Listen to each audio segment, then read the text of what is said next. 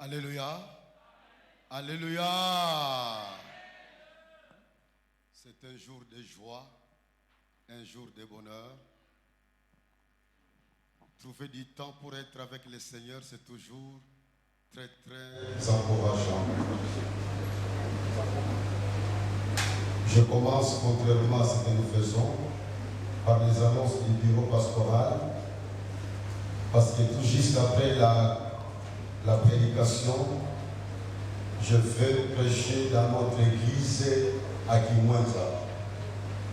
Pour ceux qui ne le savent pas, nous avons à Kinshasa cette église locale. Et aujourd'hui, ce sont les anciens et les diacres de Kimwenza qui vont être présentés dans la prière à tous nos membres là-bas. Donc, ceux qui veulent me voir, mardi, je serai ici de 10h à 14h. Mardi, 10h à 14h. Quiconque veut me rencontrer sera le bienvenu.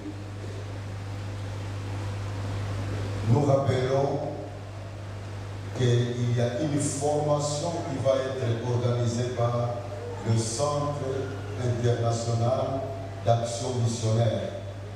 Ce sera la formation des conseillers conjugaux et familiaux. Ça commence au début du mois de mars. Ce sera pour 3 mois, 3 fois par semaine. Ce sont des moments de soirée. Il y aura beaucoup d'autres églises qui vont envoyer leurs délégués. Et vous qui êtes de la maison, profitez de telles formations. L'inscription, c'est $10.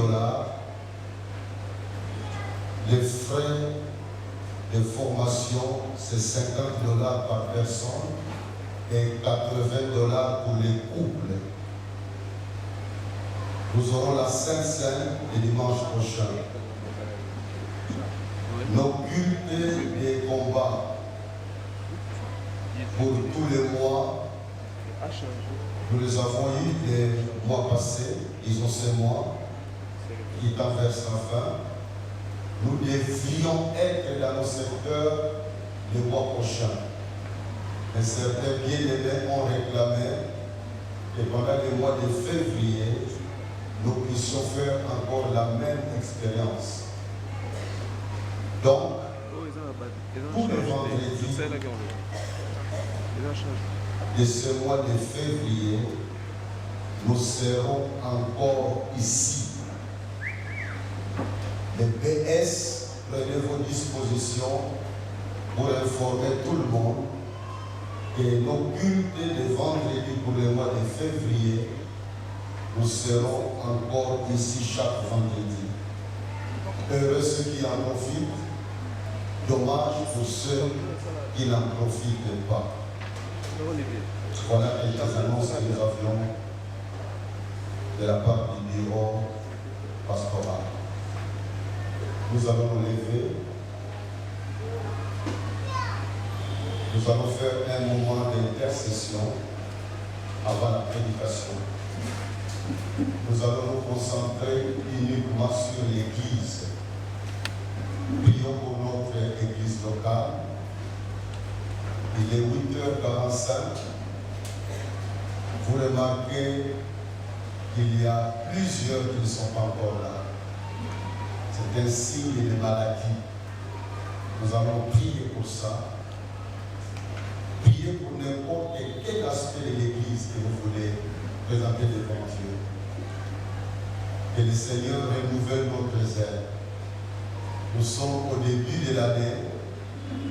C'est un moment important pour renouveler notre zèle, notre engagement, notre foi, notre confiance, notre espoir dans le Seigneur. Nous allons prier pour l'Église, uniquement pour notre Église.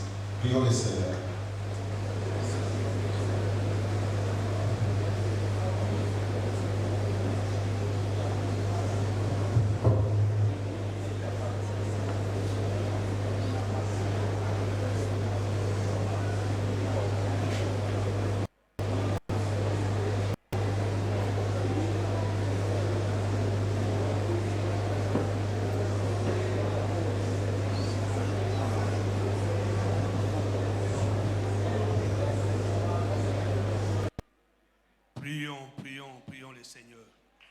est Dieu, il nous écoute.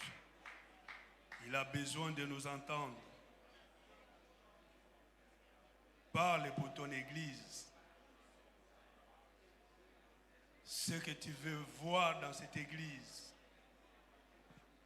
Ce que tu ne comprends pas, le Saint-Esprit est là pour nous le faire comprendre. Merci Seigneur.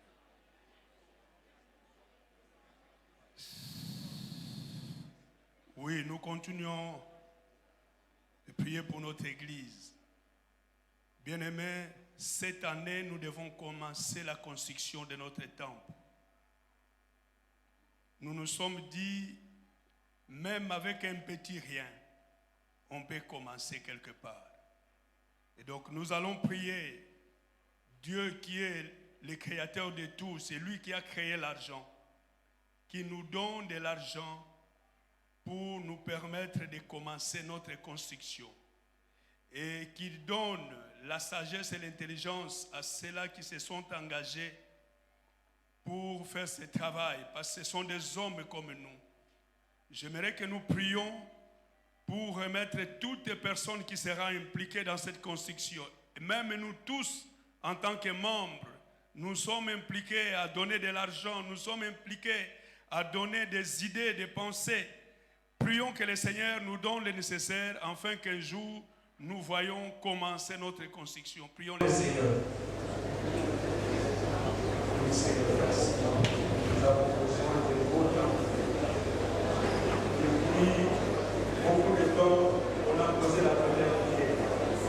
Et jusque-là, la construction n'a jamais commencé faute de moyens. Mais Seigneur, nous voyons que toi qui es le créateur de l'argent, l'or et l'argent t'appartiennent. Merci de permettre à chacun de nous d'en avoir et à apporter à la maison, dans ta maison, pour que nous puissions ensemble construire ces beaux temps que nous voulons voir.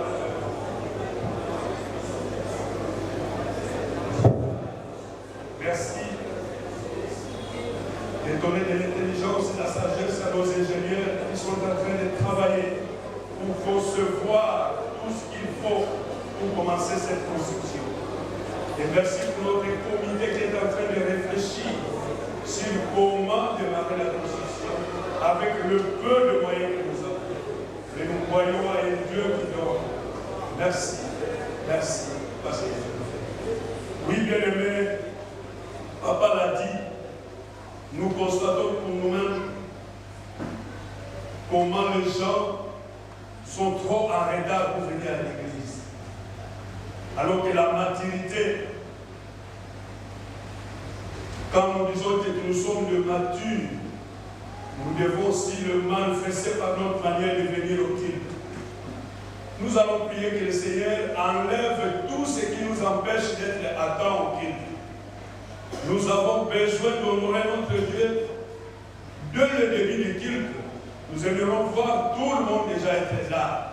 Et que tout ce qui nous donne du retard, tout ce qui nous empêche d'arriver à temps, tout ce que le diable est en train de semer sur notre chemin pour nous amener en retard ici, nous allons prier que le Seigneur nous aide pour que les dimanches qui vont suivre, nous voyons la différence. Prions le Seigneur et faisons même une prière d'autorité. Si vous sentez qu'il y a quelque chose qui n'est pas normal, qui vous empêche d'être à temps, tu peux le briser par le nom de Jésus. Prions le Seigneur, prions pour les retards. Nous refusons les retards à l'église. C'est une mentalité de non-développement. Seigneur, merci de nous aider à nous développer dans notre manière de venir au culte. Nous avons besoin de t'honorer tout au début du culte. Quand le culte commence, j'aimerais être déjà là. Parce que je ne sais pas que l'heure.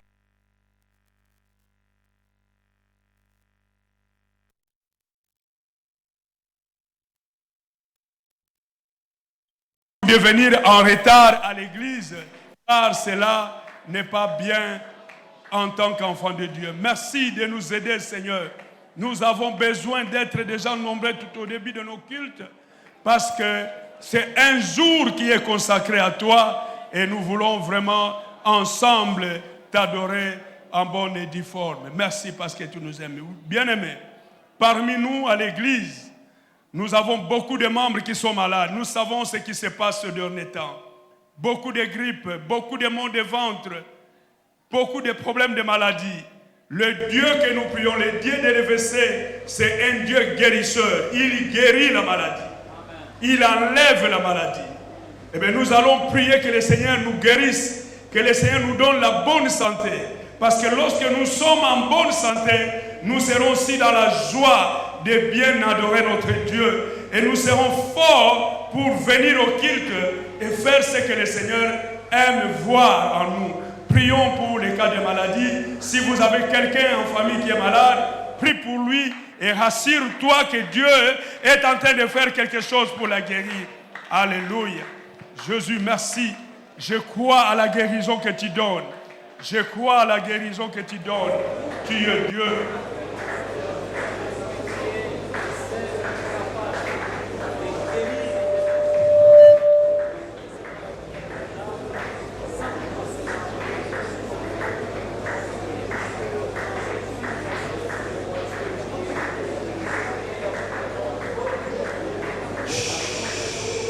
Nous allons prier pour écouter la parole de Dieu.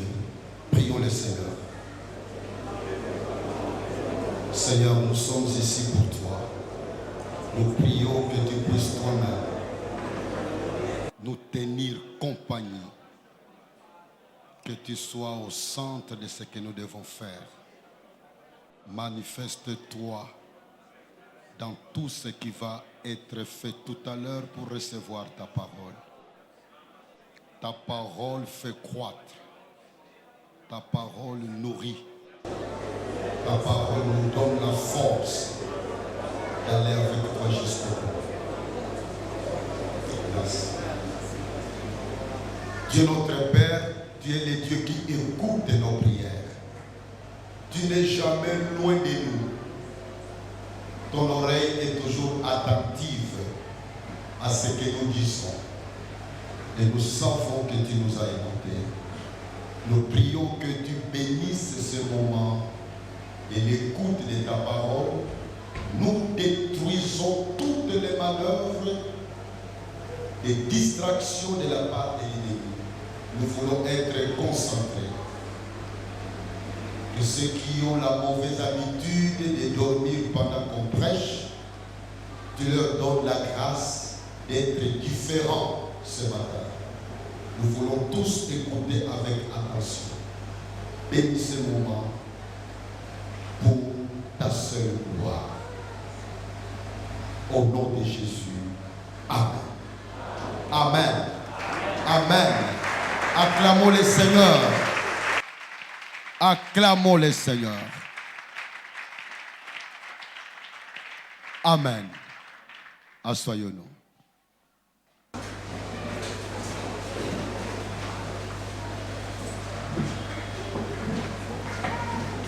Il y a une annonce très importante que j'ai oubliée.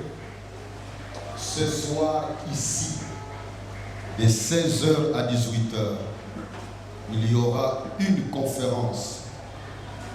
Le thème, Islam, un danger réel pour l'Église. Mais que faire? C'est un thème important qui intéresse, qui doit intéresser tout chrétien.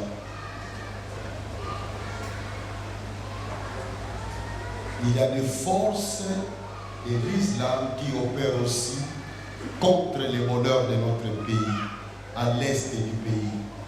Parmi les gens qui attaquent le pays, il y a aussi les problèmes religieux. Donc nous aurons ici une conférence très efficace. Ça va tirer aussi d'autres bien-aimés qui viennent d'ailleurs. L'orateur, c'est le révérend Biando Robert. Il est islamologue. Venons édifier notre foi pour savoir que faire en tant que chrétien pour parer l'invasion de notre pays par l'islam.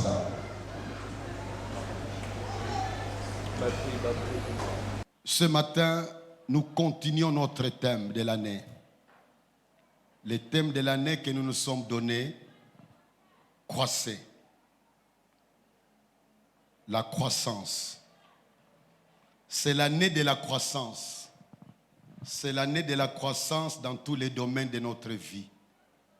L'année de la croissance du point de vue spirituel, l'année de la croissance du point de vue moral, l'année de la croissance du point de vue mental, l'année de la croissance du point de vue physique, l'année de la croissance du point de vue relationnel, l'année de la croissance du point de vue conjugal, l'année de la croissance du point de vue sentimental, l'année de la croissance du point de vue matériel et financier.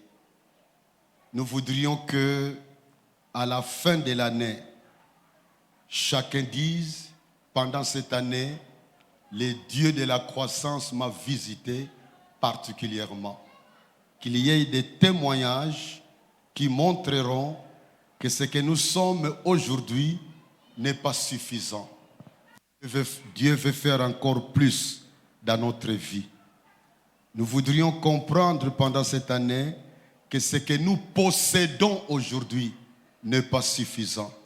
Notre Dieu, c'est un Dieu d'abondance qui peut encore donner plus. Nous voudrions vraiment comprendre que ce que nous pouvons faire aujourd'hui n'est pas encore suffisant.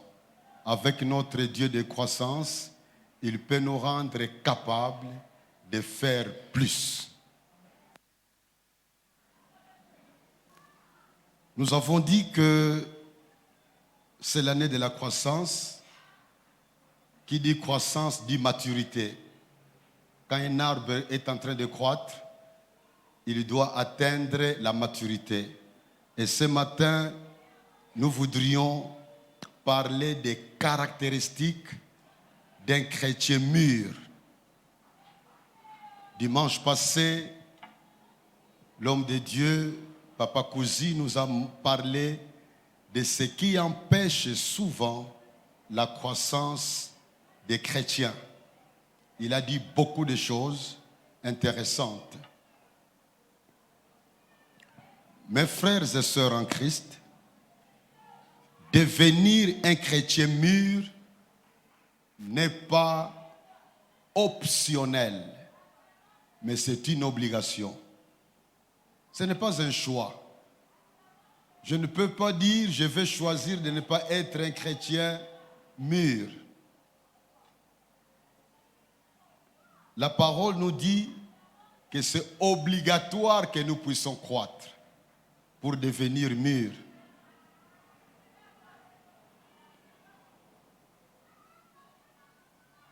Je donne 3 raisons qui confirment que c'est obligatoire. La première raison, c'est la volonté de Dieu. Dieu veut que nous puissions croître, que nous devenions mûrs, parce qu'il veut que nous devenions semblables à Jésus-Christ. Nous le répéterons pendant toute l'année, que Dieu veut que nous devenions semblables à Jésus-Christ. C'est vrai que nous ne le serons jamais sur cette terre, parce que 1 Jean 3, 1 à 3 nous dit, nous serons tels que Jésus est quand nous le verrons face à face. Mais cela n'est pas une excuse pour qu'on ne puisse pas croître. Parce que Romains 8, verset 29 est très clair. Dieu veut que nous devenions semblables à son Fils Jésus-Christ. C'est ça le but du Seigneur pour chacun de nous. La deuxième raison qui confirme que devenir un chrétien mûr est obligatoire, c'est parce que dans la parole de Dieu, une des raisons d'être de l'Église, c'est de nous édifier, de nous aider à croître pour devenir mûrs. Souvenez-vous d'un des messages que j'ai donné quelques dimanches passés ici, j'avais exploité Éphésiens 4, 11 à 14.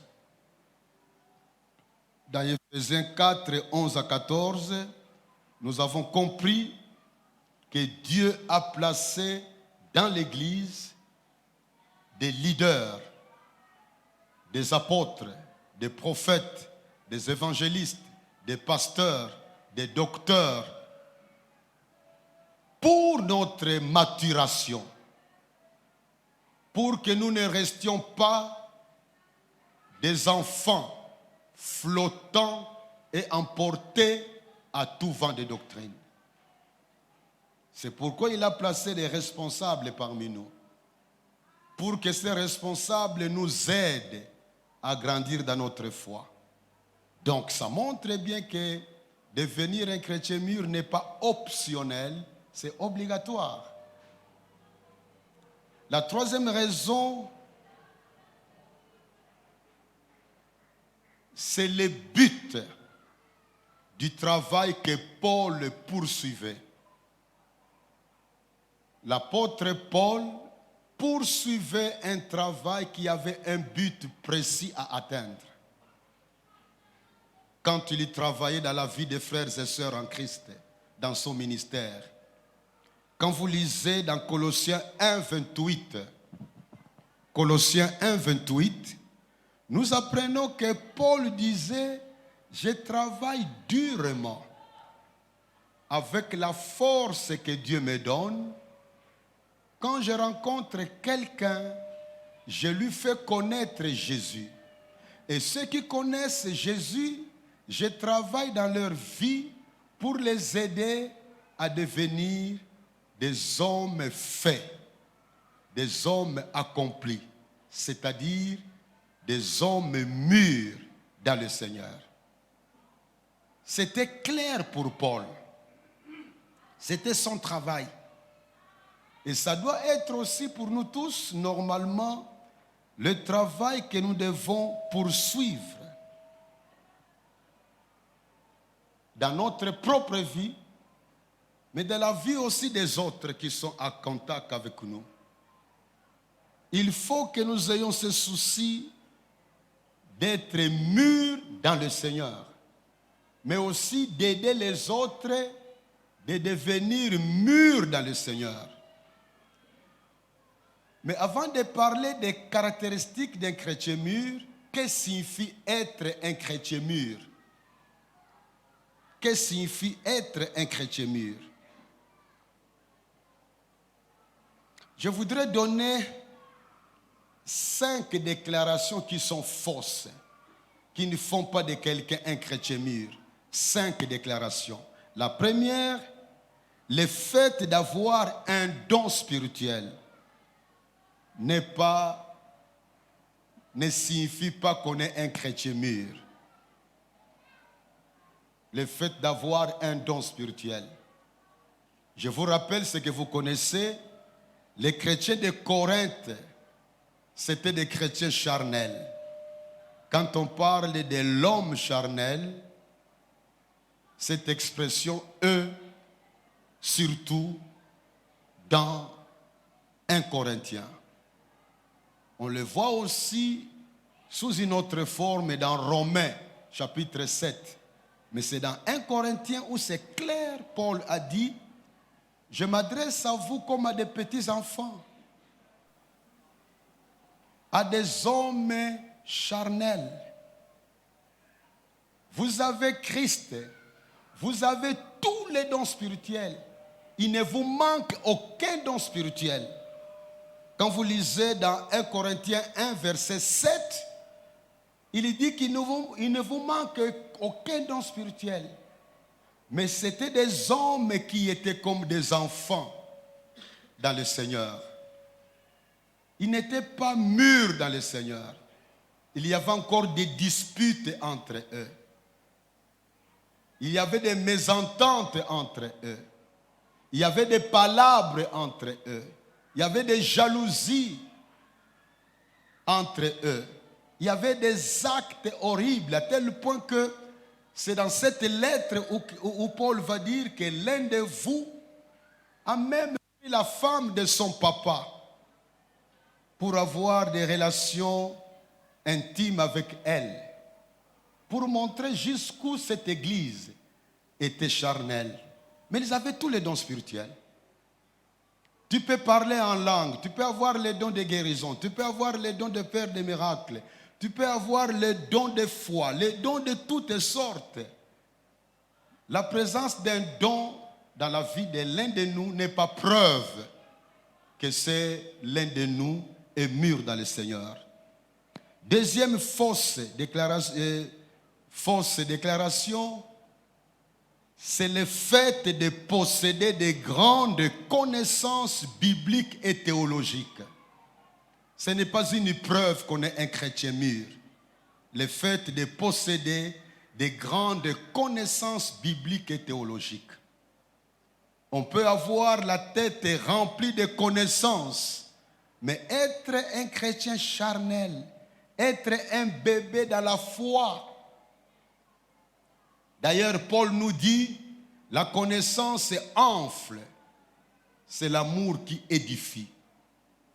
Quelqu'un peut lire la Bible en grec et en hébreu, avoir une connaissance qui éblouit les universitaires, mais être un bébé dans le Seigneur.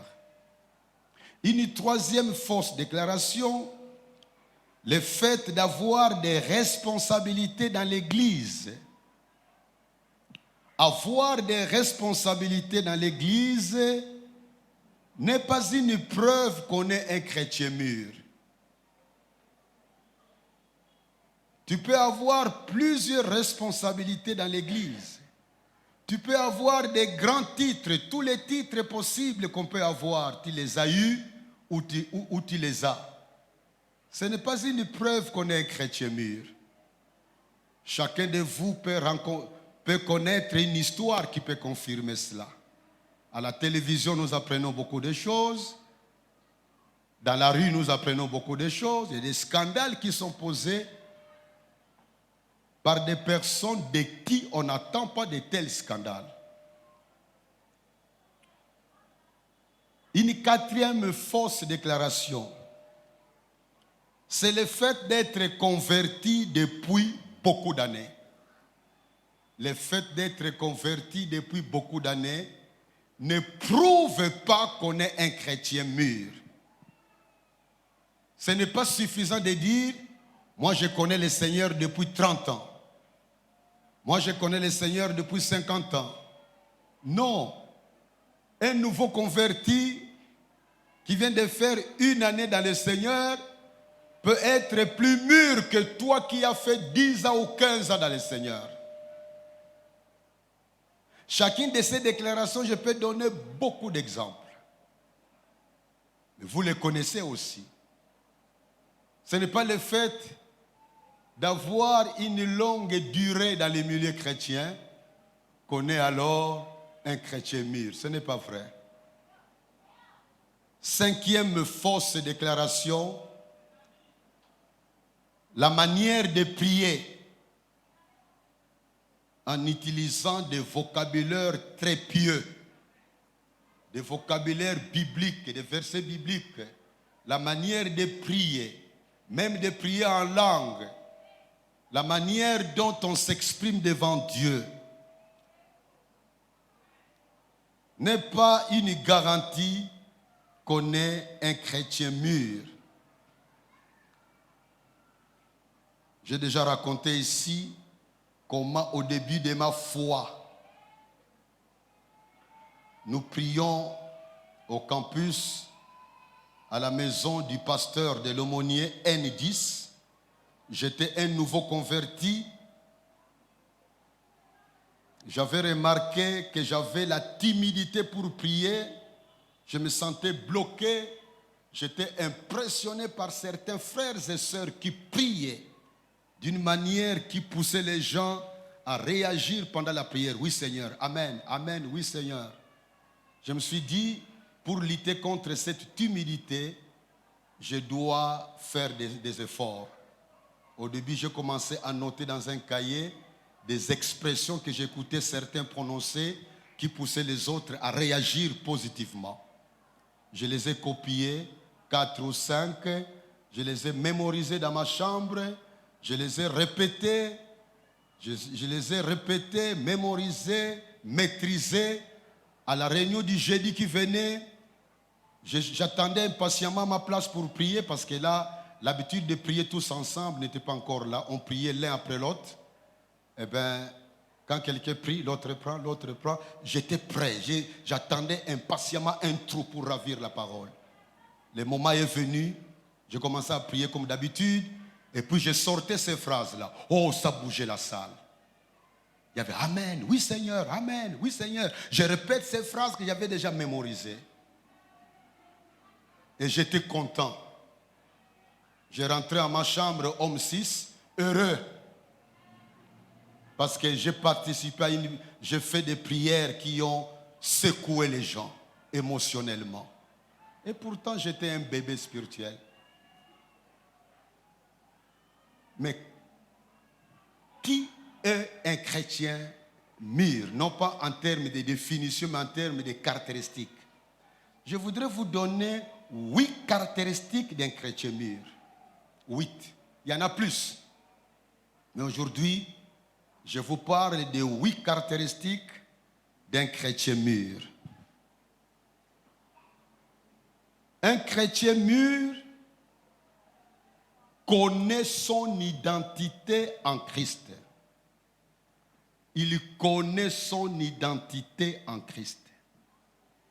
Il sait qui il est devenu en Jésus-Christ. Il sait qui il était avant sa nouvelle naissance. Et il sait qu'est-ce que Dieu a fait de lui en Jésus-Christ. Il sait qu'il est devenu enfant de Dieu. Il sait qu'il est devenu membre du corps du Christ. Il sait qu'il est devenu citoyen du ciel. Il sait qu'il est devenu saint. Il sait qu'il est devenu une personne juste devant Dieu. Il connaît qu'il est lumière du monde et le sel de la terre. Il sait qu'il est témoin de Jésus-Christ. Il sait qu'il est ambassadeur de Jésus-Christ. Parce que non seulement qu'il a reçu les enseignements, mais il les a compris et il est conscient de se rendre compte qu'il est tout à fait différent de ce qu'il était dans le monde. Quand vous lisez la lettre de Paul aux Corinthiens, vous remarquerez une expression qui revient souvent, une question qui revient souvent, que Paul pose aux Corinthiens. Ne savez-vous pas que, ne savez-vous pas que, ne savez-vous pas que. Parce qu'en fait, les Corinthiens avaient oublié. Ils n'étaient pas conscients qu'ils étaient des personnes différentes de ce qu'elles étaient dans le monde. Pour ceux qui veulent approfondir ces différentes questions, voici les versets que vous pouvez lire vous-même à la maison. Je ne peux pas les lire ici pour gagner le temps. Lisez, tout se trouve dans 1 Corinthiens. Lisez chapitre 3, verset 16. Lisez chapitre 5, verset 16. Lisez chapitre 6, verset 2. Lisez chapitre 6, verset 3. Lisez chapitre 6, verset 9. Lisez chapitre 6, verset 15. Lisez chapitre 6, verset 16. Lisez chapitre 6, verset 19. Lisez chapitre 9, verset 13. Et enfin, lisez chapitre 9, verset 24. Je vous implore de lire ça à la maison et de lire ça plusieurs fois. Plusieurs fois. Ne savez-vous pas que vous êtes le temple de Dieu? Ne savez-vous pas que Dieu vous a racheté à un grand prix? Ne savez-vous pas que vous et Christ, vous êtes un. Ne savez-vous pas? Ça fait réfléchir. Les Corinthiens avaient oublié cela. Conséquence, ils agissaient comme des bébés dans la foi.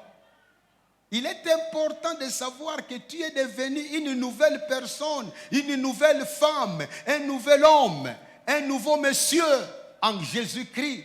Même si les cheveux n'ont pas changé, même si ta peau n'a pas changé, même si ta taille n'a pas changé, mais devant Dieu, tu n'es pas la même personne que tu étais avant ta nouvelle naissance. C'est comme ça que Paul dira dans Romains 6:6, votre vieil homme a été crucifié. Il est mort. Il est mort. Ceux qui m'ont connu comme Sita Luemba avant 75, quand j'étais païen, eh bien, ils doivent comprendre, s'ils veulent comprendre, que le Sita Luemba de cette époque-là est différent de Sita Luemba après 1975. Quand il n'y a pas de changement, tu dois douter de ta propre foi. Ne nous consolons pas. Les gens qui comprennent mal mes affermissements, ils comprennent mal ce qu'on appelle un chrétien charnel. Si dans ta vie il n'y a pas de changement qui glorifie le Seigneur, doute de ton salut. Il ne faut pas te chanter que moi je suis déjà sauvé, je serai au ciel. Attention, tu peux te retrouver brusquement dans le feu de Géhenne et puis tu t'étonnes. Mais on nous avait dit, mais moi j'étais dans une ville qui s'appelait Kinshasa, tu racontes ça à un Chinois qui est avec toi là-bas dans le feu. J'avais un monsieur ici qui avait écrit un cahier d'affermissement, il nous avait trompé que quand tu reçois Jésus, tu es sauvé pour toujours. Attention! On est sauvé, oui, pour toujours. Mais il y a des signes que Dieu nous dit d'observer dans nos propres vies. Deuxième caractéristique d'un chrétien mûr, il sait et il est convaincu que le Dieu vivant habite en lui. Il sait et il est convaincu que le Dieu vivant habite en lui. Dans 1 Jean 4, verset 13, 1 Jean 4, 13, il est écrit, nous connaissons que nous demeurons en lui, donc en Dieu, et qu'il demeure en nous, en ce qui nous a donné de son esprit. Nous connaissons que nous demeurons en lui et qu'il demeure en nous, en ce qui nous a donné de son esprit. Le lui là, quand vous lirez ça, dans le contexte, dans le verset précédent, vous remarquerez qu'il s'agit de Dieu. L'apôtre Jean nous dit que Dieu demeure en nous. D'ailleurs, au verset 12, le verset qui vient avant, le verset donc que nous avons vu, au verset 12, il est écrit, personne n'a jamais vu Dieu. Si nous nous aimons les uns les autres, Dieu demeure en nous. Dieu demeure en nous. Nous sommes l'habitation de Dieu. Dieu demeure en nous. Les chrétiens mûrs est conscient de ça. Les chrétiens mûrs sait que Dieu demeure en lui et que lui demeure en Dieu. C'est pourquoi, même s'il est seul quelque part, personne ne le voit. Il sait que son Dieu le voit. Parce que son Dieu demeure en lui. Il peut être seul dans son bureau, seul dans une forêt, seul dans la toilette. Il peut être seul n'importe où. Il sait qu'il n'est pas seul. Que non seulement que son Dieu le voit, mais son Dieu habite en lui. C'est ça que la Bible nous dit. C'est très important.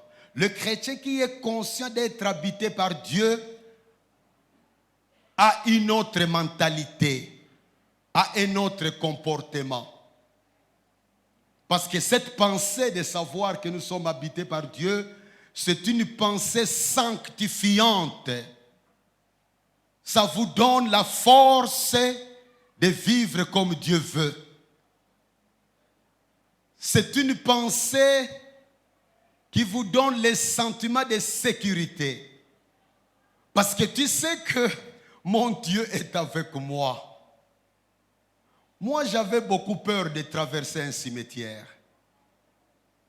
C'est la peur de tous les enfants à un âge très bas. Mais même quand on grandit, c'est moi qui ai introduit le karaté dans la ville de Mwanda, à l'océan Atlantique. Le premier dojo dans toute la cité, c'était dans notre parcelle. J'entraînais aux jeunes gens l'art de karaté. Il y a même des militaires qui venaient de la base Kitona, qui descendaient vers chez nous à la maison pour apprendre le karaté. Mais malgré cela, quand je venais de la cité le soir avec des amis pour rentrer chez nous, il faut traverser un cimetière. Oh là là, j'avais une peur terrible. Je me disais, malgré mon karaté, si quelqu'un sort du tombeau, il va m'attaquer, je ne le verrai pas, j'aurai des coups. J'avais peur. Il fallait, la maison est là, moi ici, il y a le cimetière, il fallait que je fasse des détours pour arriver à la maison. Mais quand je me suis converti en 75, un des grands changements que j'avais remarqué les jours qui ont suivi, grâce aux enseignements qu'on nous donnait, et comme c'était un milieu pentecôtiste, on nous répétait souvent des enseignements sur le Saint-Esprit. Eh bien, cette pensée-là de savoir que j'étais devenu le temple du Saint-Esprit m'a poussé à oser traverser les cimetières, lentement même. Évidemment, tout en étant sûr que si jamais ça venait, je vais courir. Mais la deuxième fois, c'était plus calme. La troisième fois, et puis c'était devenu normal. Pourquoi? Parce que j'avais un sentiment fort que mon Dieu me protégeait. Il y a beaucoup de chrétiens dans nos milieux qui ont peur des sorciers. Tout en vantant qu'au nom de Jésus, je suis vainqueur, plus que vainqueur. Celui qui vit en moi est plus fort que celui qui est dans le monde. Mais les mêmes chrétiens ont peur des sorciers. En public, il ne dira jamais ça. Mais dans un coin de sa vie, quand il y a un malheur dans sa vie ou dans sa famille, il pense que les sorciers ont encore réussi leur coup. Il ne peut même pas penser à d'autres causes et d'autres facteurs. La peur des sorciers, c'est l'un des facteurs de sous-développement de nos pays. Parce que certains n'osent pas viser de grandes choses pour ne pas susciter la jalousie des sorciers de sa famille qui vont les bouffer. C'est très dommage. Bien-aimé dans le Seigneur, le chrétien mûr et conscient, convaincu, il sait qu'il est habité par les dieux vivants, les dieux tout-puissants, El Shaddai. Troisième caractéristique d'un chrétien mûr, il a une attitude juste. Une attitude juste, équilibrée devant les biens matériels. Il a une attitude juste, équilibrée devant les biens matériels. Dans Philippiens 4, 11 à 12, Paul dit, Philippiens 4, 11 à 12, ce n'est pas en vue de mes besoins que je dis cela, car, écoutez, car j'ai appris à être content de l'état où je me trouve. Je sais vivre dans l'humiliation et je sais vivre dans l'abondance. En tout et partout, j'ai appris à être rassasié et à avoir faim, à être dans l'abondance, à être dans la disette. Cet équilibre est important. le chrétien mûr a appris dans l'école du Seigneur comment être dans le contentement. Il est content d'avoir beaucoup, il est content d'avoir zéro. Il sait que c'est la vie. Dans la vie, il n'y a pas toujours la même saison.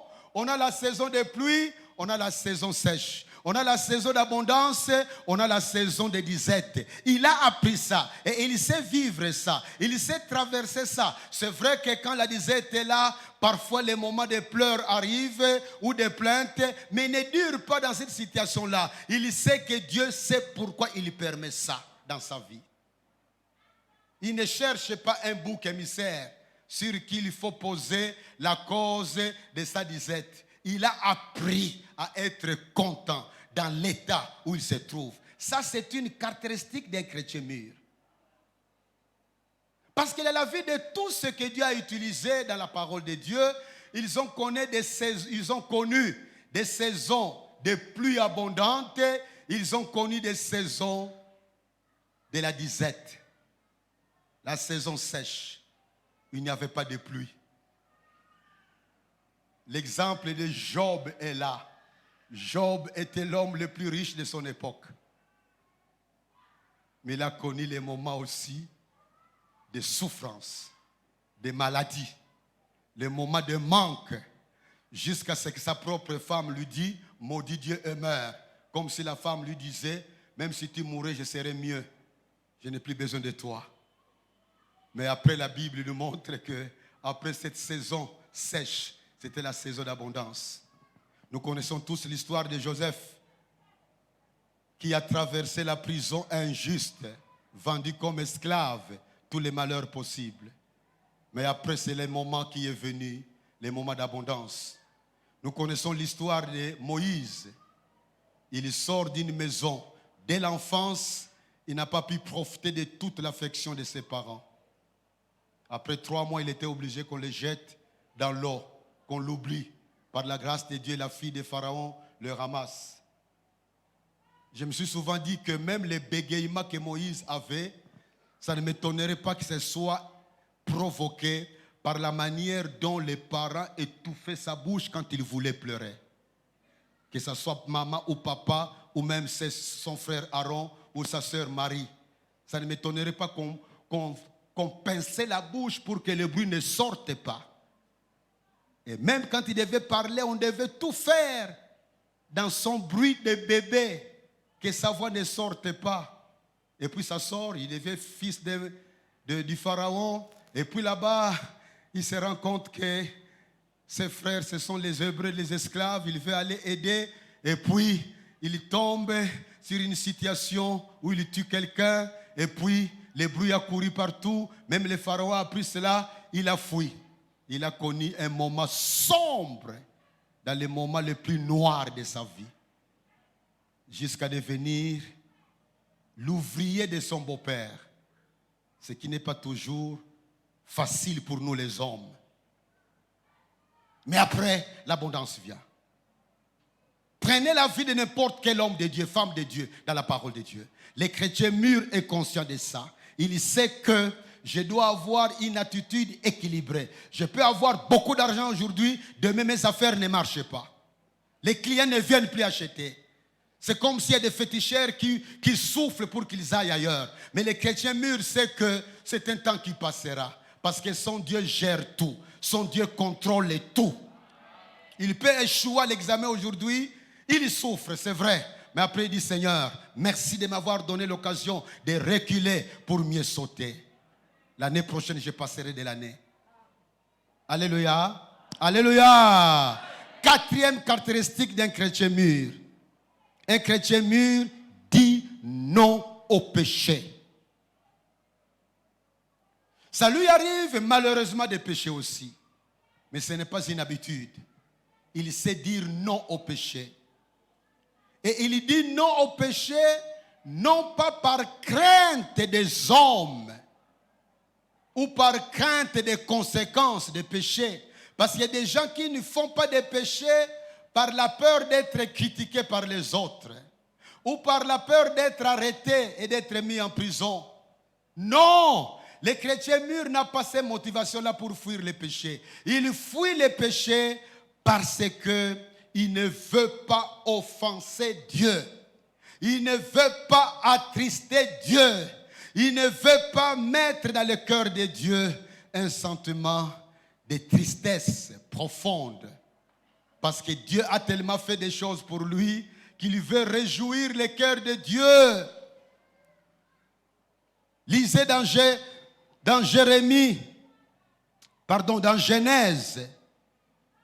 Genèse 39, verset 9, vous remarquerez que dans le cas de Joseph, je lis ça, Genèse 39, verset 9, il n'est pas plus grand que moi. C'est Joseph qui parle à la femme de son chef, qui tenait à coucher avec lui. Il n'est pas plus grand que moi dans cette maison. Et il ne m'a rien interdit. Excusez-moi. Il est plus grand que moi dans cette maison.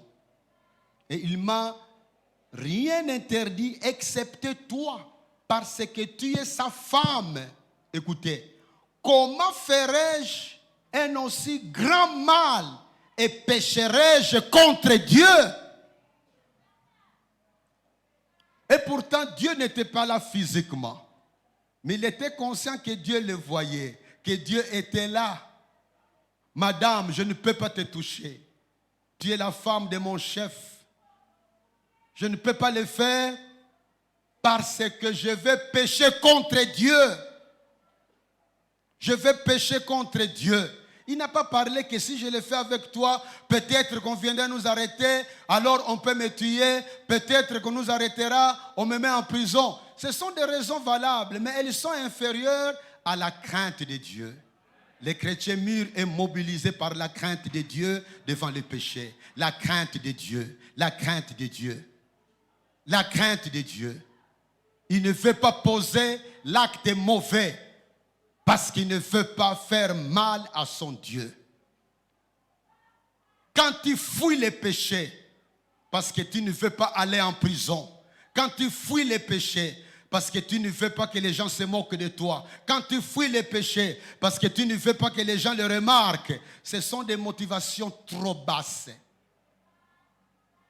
Elles ne sont pas dignes d'un chrétien mûr. Le chrétien mûr ne veut pas du péché dans sa vie à cause de son Dieu qu'il aime tant. Alléluia! Alléluia! La cinquième caractéristique d'un chrétien mûr, il a le souci de faire toujours la volonté de Dieu, quel que soit le prix à payer. Il a le souci de faire toujours la volonté de Dieu, quel que soit le prix à payer. Jésus a dit dans Jean 4, 34, Jean 4, 34, Jésus leur dit, ma nourriture est de faire la volonté de celui qui m'a envoyé et d'accomplir son œuvre. Ma nourriture est de faire la volonté de celui qui m'a envoyé et d'accomplir son œuvre. C'était l'un des plus grands secrets de la vie particulièrement puissante de Jésus-Christ. C'est qu'il avait fait de la volonté de Dieu sa nourriture. Il était toujours prêt à la faire, quel que soit le prix à payer, parce qu'il était conscient qu'en faisant la volonté de Dieu, il restait au centre de la préoccupation de Dieu. Dans Jean 8, 29, il est écrit, « Celui qui m'a envoyé est avec moi. Il ne m'a pas laissé seul parce que je fais toujours ce qui lui est agréable. » Si au ciel on aura l'occasion de poser quelques questions, ce que je ne crois pas parce qu'on aura une connaissance particulièrement plus grande que celle que nous avons sur la terre. Mais s'il y avait de temps en temps les occasions de poser la question à Jésus et que quelqu'un de cette église lui pose la question, Seigneur Jésus, j'ai toujours été ébloui par ta vie. Comment tu as pu vivre sans péché sur la terre? Comment? Comment se fait-il que toutes tes prières étaient toujours exaucées? Il va te répondre, cher Éphésien, mon secret était de faire toujours ce qui était agréable à Dieu. C'est ça le secret d'une vie chrétienne sérieuse. Et nous avons besoin des hommes et des femmes qui vivent ainsi pour que l'Afrique aille loin. Quelqu'un a dit que le christianisme en Afrique est semblable à un fleuve d'1 kilomètre, à une profondeur d'1 centimètre. Une manière de dire que nous dansons bien pour le Seigneur, nous chantons bien pour le Seigneur. Mais ce Seigneur pour qui nous chantons, très peu parmi nous lui obéissent sincèrement, cherchent à faire ce qui lui plaît. C'est une marque d'un chrétien mûr. Les soucis de faire toujours la volonté de Dieu, quel que soit le prix à payer. Il y a des gens qui ont perdu de l'emploi parce qu'ils ont voulu rester fidèles à Dieu. Il y a des gens qui ont perdu leur mariage parce qu'ils ont voulu rester fidèles à Dieu. Il y a des gens qui ont perdu même leur vie, les martyrs. Ils ont refusé de renier Jésus parce qu'ils ont voulu rester fidèles à Dieu. Reste fidèle à Dieu. Reste attaché à ton église locale. Même si on te critique, tu ne peux pas fuir l'église parce qu'on t'a critiqué. Moi, on me critique souvent. Si je devais réagir comme certains parmi vous qui fuient l'église parce qu'on les a critiqués, eh bien je fuirai ici, je fuirai partout où je serai. Parce que partout nous allons prier. Mes amis, il n'y a pas une église parfaite sur la terre. C'est vrai que l'église est parfaite positionnellement devant le Seigneur. Mais dans la vie de chaque jour, chaque église a ses petits bobos, ses petits problèmes. Quand je suivais la théologie, un de mes professeurs nous avait dit, mes amis, quand vous rencontrerez quelqu'un qui cherche une église parfaite, il faut lui dire, ne deviens pas membre de mon église, parce qu'elle n'est pas parfaite. Mais, ajoute, quand vous trouverez une église parfaite, ne deviens pas membre de cette église-là. Parce que comme tu es imparfait, tu vas introduire l'imperfection là-bas. C'est très important, mes amis. Nous devons vouloir faire toujours la volonté de Dieu, même si ça nous coûte cher. 6e caractéristique d'un chrétien mûr. Il agit par conviction, enraciné dans la parole de Dieu. Il agit par conviction, enraciné dans la parole de Dieu. Remarquez le mot conviction.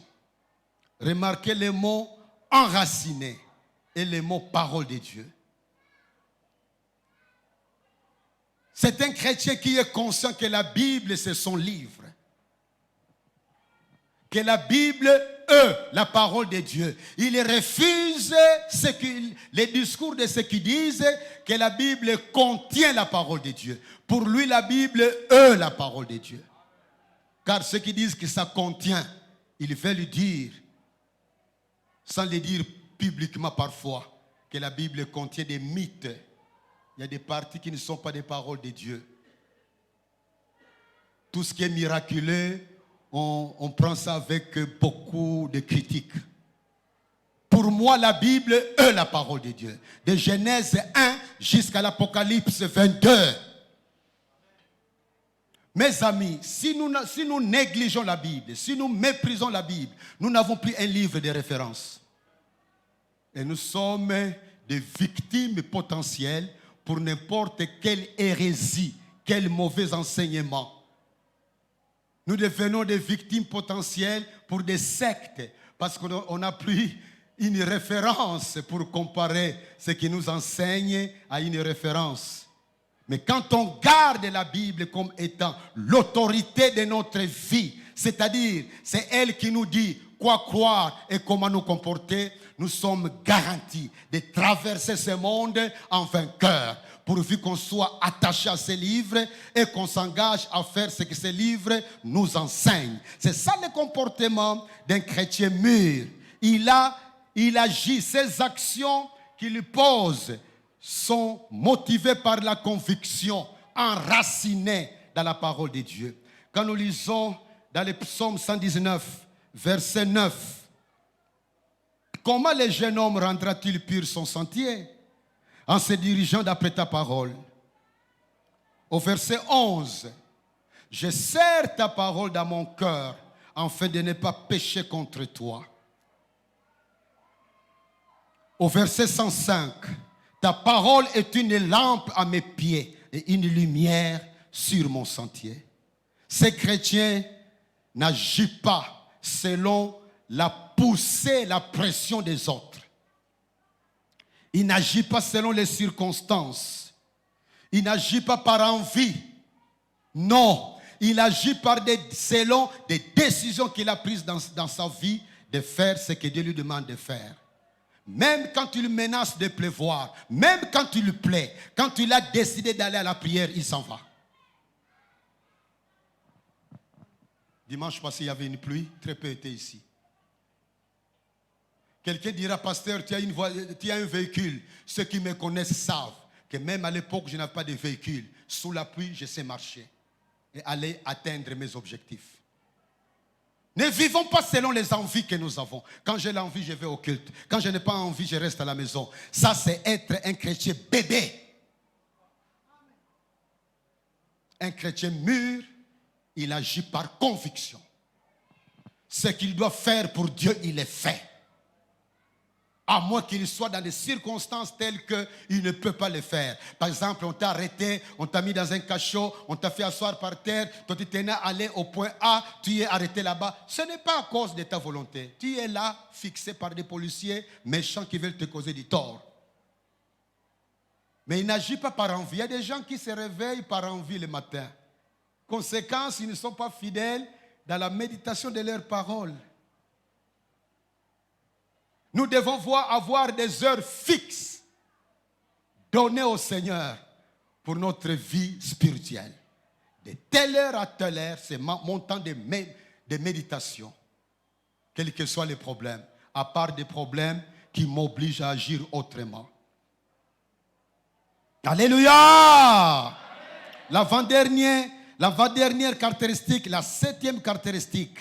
Le chrétien mûr reconnaît être en mission sur la terre. Il reconnaît être en mission sur la terre.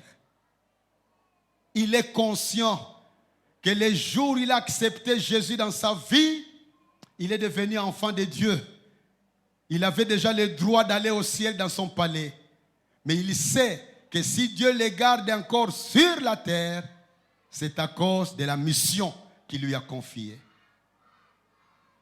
Il est missionnaire. Il est conscient qu'il est ambassadeur. Il est conscient qu'il est témoin de Jésus-Christ.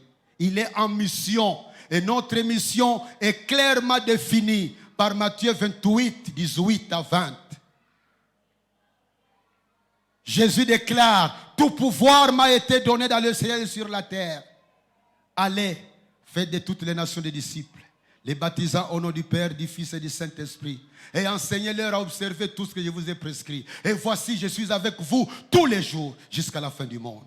Il est conscient que même s'il est homme d'affaires, il est médecin, il est ouvrier, il est wewa, il est n'importe qui. Tout ce qu'il fait comme travail, c'est un moyen de gagner l'argent, mais aussi profiter des opportunités de ses contacts avec les gens pour leur parler de Jésus-Christ.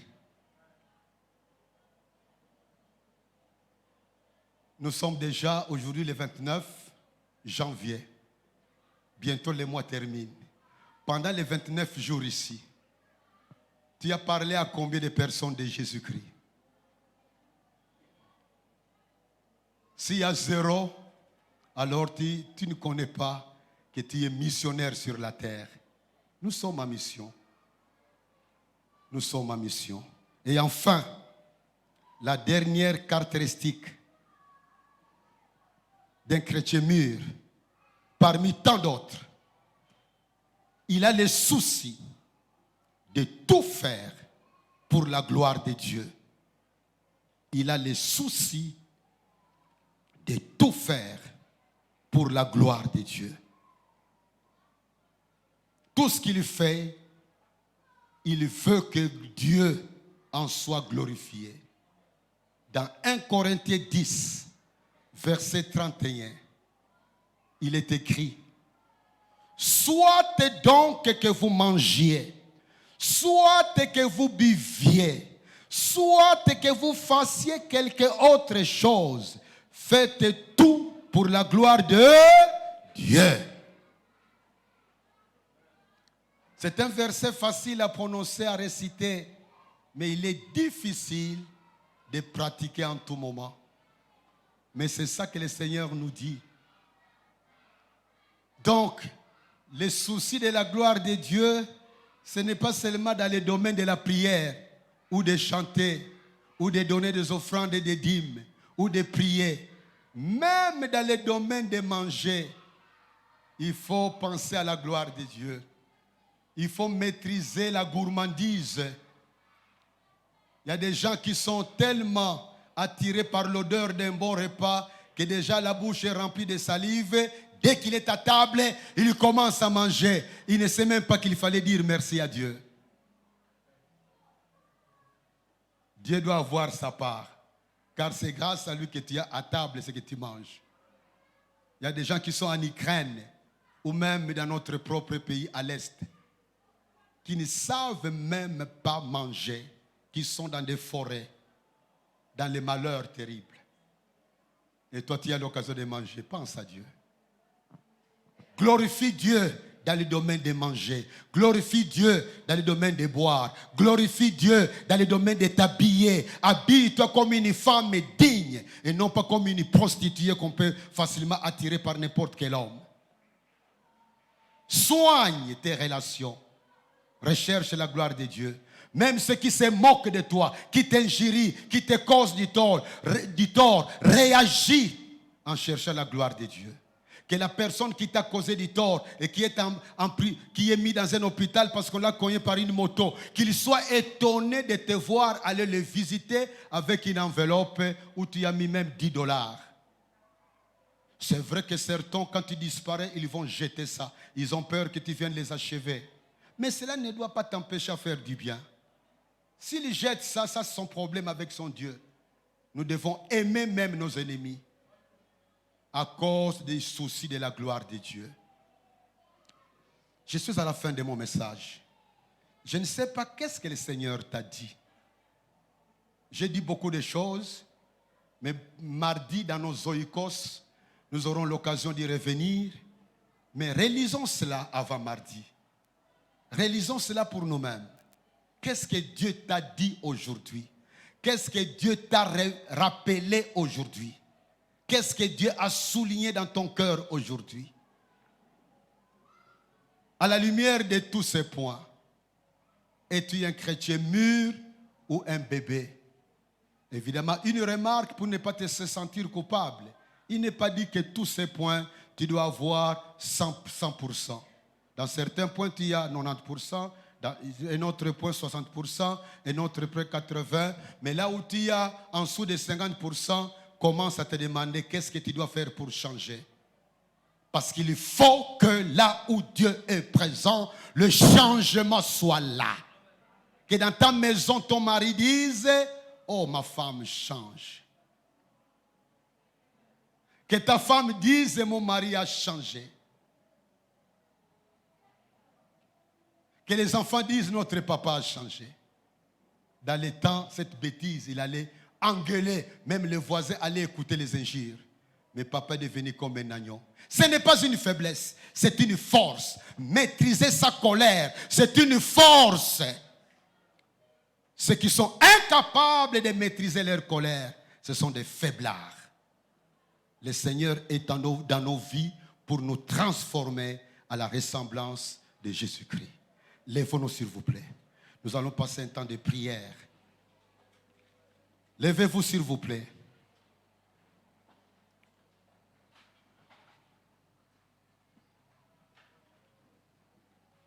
Il est important que nous puissions méditer sur notre propre vie. Parmi ces 8 points, quel est le point pour lesquels tu as besoin du secours du Seigneur? Tu les connais. Mais pour le moment, nous allons d'abord dire merci à Dieu en le louant, en l'adorant, en proclamant des déclarations lui concernant pour exprimer notre foi. Notre Dieu est grand. Nous allons répéter ce que nous sommes en train de faire tous ces derniers temps. Je fais une déclaration sur Dieu. Tu réponds avec énergie. Amen. Parce que tu confirmes ce que la Bible dit sur Dieu. Nous allons faire des déclarations pour exprimer notre joie, notre bonheur d'avoir un tel Dieu. Seigneur, d'éternité à l'éternité, tu restes Dieu. Amen. Tu es le seul Dieu véritable. Amen. Tu es le Dieu vivant. Amen. Tu es le Dieu qui nous voit. Amen. Tu es le Dieu qui nous écoute. Amen. Tu es le Dieu qui opère des miracles. Amen. Tu es le Dieu merveilleux. Amen. C'est toi le créateur de tout ce qui existe. Amen. Tu es le Dieu invisible. Amen. Tu te révèles par tes écritures. Amen. Tu te révèles par ton Fils Jésus-Christ. Amen. Tu te révèles par la création. Amen. Tu t'appelles Yahweh. Amen. Tu t'appelles Elohim. Amen. Tu t'appelles Adonai. Amen. Tu t'appelles Je suis. Amen. Tu existes par toi-même. Amen. Tu n'as besoin de rien. Amen. C'est en toi que nous avons la vie, le mouvement et l'être. Amen. Tu ne dépends de personne. Amen. Tu ne manques rien. Amen. Proclame la suite, proclame la suite. Tape les mains pour l'acclamer. Acclame le Seigneur par tes mains. Acclame le Seigneur par tes mains. Acclame le Seigneur par tes mains. Acclame le Seigneur par tes mains. Notre Dieu est vivant. Il est puissant. Il est ici. Il nous aime. C'est un Dieu merveilleux. C'est le Dieu qui nous transforme. C'est le Dieu qui est là présent. Alléluia. Dieu ne change point. Il ne change point. Le Dieu invisible est vivant. Alléluia. Alléluia. Alléluia. Alléluia. Gloire à toi, Seigneur. Gloire à toi, Seigneur. Gloire à toi, Seigneur. Gloire à toi, Seigneur. Chut. Seigneur, tu remplis le ciel et la terre. Amen. Tu es le bienheureux. Amen. Tu es le seul souverain. Amen. C'est toi le roi des rois. Amen. C'est toi le Seigneur des seigneurs. Amen. Toi seul possèdes l'immortalité. Amen. Tu habites une lumière inaccessible. Amen. Tu es le Dieu très haut. Amen. Tu habites dans les hauteurs. Amen. Tu es omniprésent. Amen. Tu es présent partout. Amen. Tu es aimable. Amen. Tu ne changes pas. Amen. Tu es le même Dieu que nous adorons ici. Continuez, continuez, continuez. Acclame le Seigneur. Proclame le Seigneur. Alléluia. Alléluia. Ton Dieu est vivant. Ton Dieu est puissant. Ton Dieu est grand. Ton Dieu est fort. Ton Dieu est juste. Ton Dieu est là. Il est fidèle. Il ne change pas. Il est absolument parfait. Il réalise toujours ses promesses. Alléluia. Alléluia. Alléluia. Alléluia. Alléluia. Alléluia.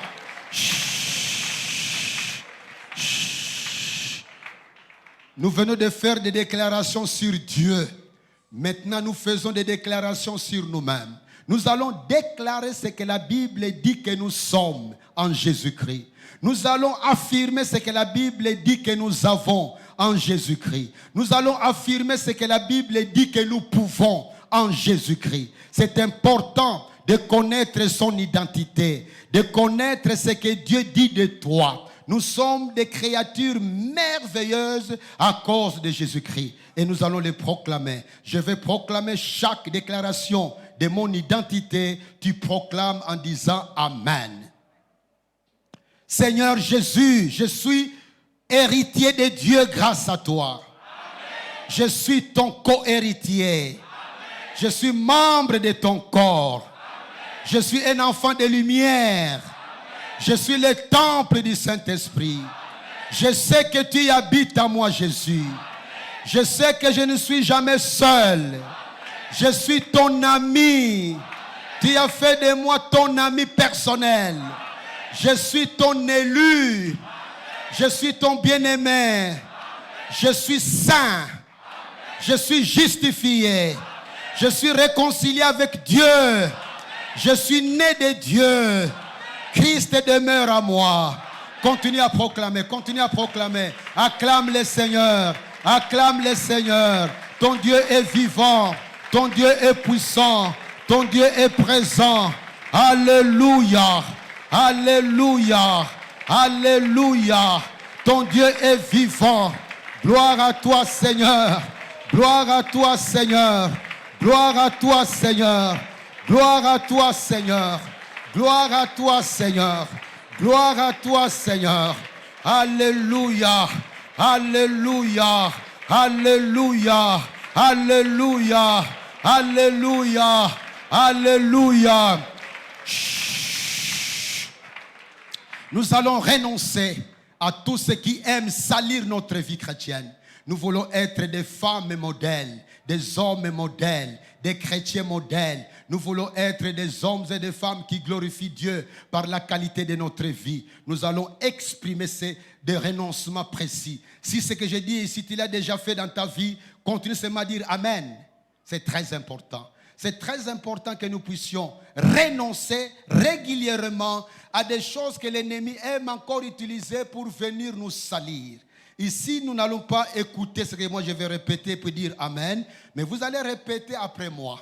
Quand je dis quelque chose, vous répétez la même chose. Au nom de Jésus-Christ, je renonce à la gourmandise. Je renonce à toute forme de paresse. Je renonce à toute forme de pratique sexuelle en dehors du mariage. Je renonce à la pornographie. Je renonce à la masturbation. Je renonce à l'avarice. Je renonce à la cupidité. Je renonce à la colère. Je renonce à la jalousie. Je renonce au mensonge. Je renonce à la calomnie. Je renonce à la médisance. Je renonce au fétiche. Je renonce à tout contact avec l'occultisme. Je renonce à tout contact avec la cabale juive. Je renonce à tout contact avec l'ordre de Melchisedec. Je refuse de pratiquer des avortements. Je ne veux pas participer à des péchés scandaleux. Que tout péché s'éloigne de ma vie. Je crois que le diable a peur de moi. Je crois que les démons ont peur de moi. Je crois que les sorciers ont peur de moi. Je crois que les occultistes ont peur de moi. Tu peux continuer à dire ce que tu crois. À quoi tu renonces. À quoi tu renonces. Oh Jésus. Gloire à toi Seigneur. Gloire à toi Seigneur. Gloire à toi Seigneur. Gloire à toi Seigneur. Gloire à toi Seigneur. Gloire à toi Jésus. Alléluia. Nous voulons une vie nouvelle Seigneur. Visite chacun de nous. Travaille dans nos vies. Travaille dans nos pensées. Travaille dans nos émotions. Travaille dans tout ce que nous faisons. Nous refusons le travail du diable dans nos vies. Nous refusons de donner la messe d'association à des démons. Nous sommes à toi, Jésus. Nous sommes à toi, Jésus. Nous sommes à toi, Jésus. Oh, tu es merveilleux. Oh, tu es merveilleux. C'est toi, Jésus. C'est toi, Jésus. Chut. Enfin, nous allons terminer par la prière d'autorité.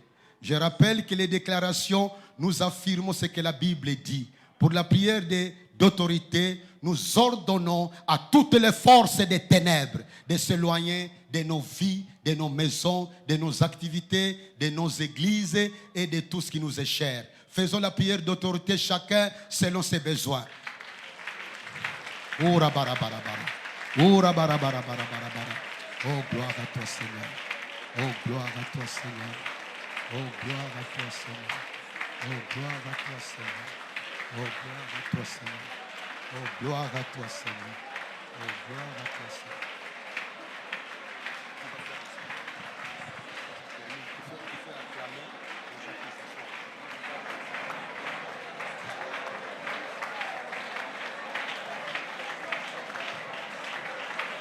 Continuez à prier, bien-aimés.